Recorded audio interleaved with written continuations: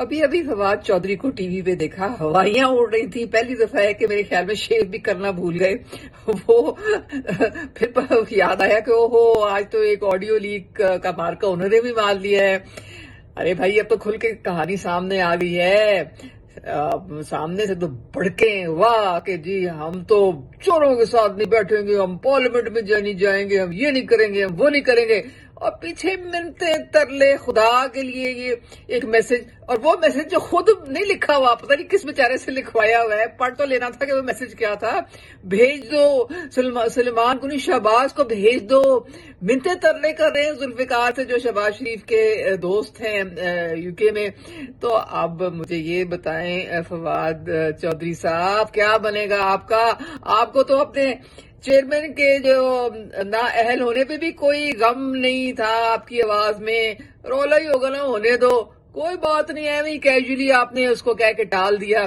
तो असल में तो बात सारी ये है कि शुरू से और अब भी आपके लीडर की नजरें तो एक ही जगह हैं, और बात वो ऊपर कुछ और करते हैं, अंदर कुछ और करते हैं। यही तो रौला है आप सारों का। आपके जो अमल हैं, आपके जो कॉल हैं और आपके जो फेल हैं, उनमें जमीन आसमान का फर्क है, बहुत तजाद है। कैसा है?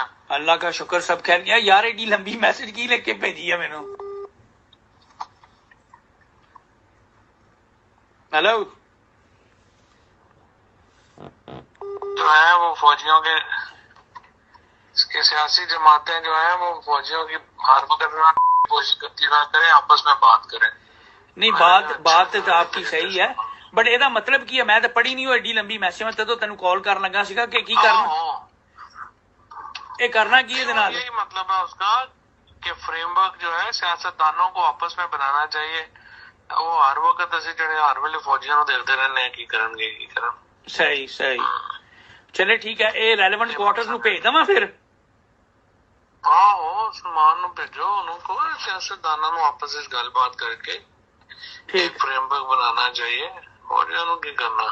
सही सही, नहीं कोई पूछो, इनसे ये पूछो कि आखिर मतलब आप क्या कंसेशंस क्या चाहते हैं पीटीआई से, क्या करे वो। सही सही है, 100%।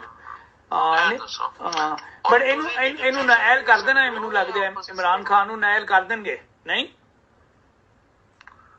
कर देंगे तो रोला ही है ना, उनका की फायदा। हाँ सही गल है। चलो और मैं भेजदा, मैं शहबाज शरीफ ਨੂੰ डायरेक्ट भेजदा, मैं मैसेज को सुलेमान ਨੂੰ भेजा। शहबाज शरीफ ਨੂੰ भेजो ਤੁਸੀਂ डायरेक्ट। ठीक है, बट ਉਹਦਾ ਤੁਸੀਂ ਨਾਂ ਕਿਉਂ ਥੱਲੇ ਲਿਖਿਆ शहबाज शरीफ? नहीं, वो तो बंदे किसी ने लिखा है। और शहबाज अहमद, खुद मैसेज बना के भेजता हूँ, छोटा, इतना पढ़ना ही।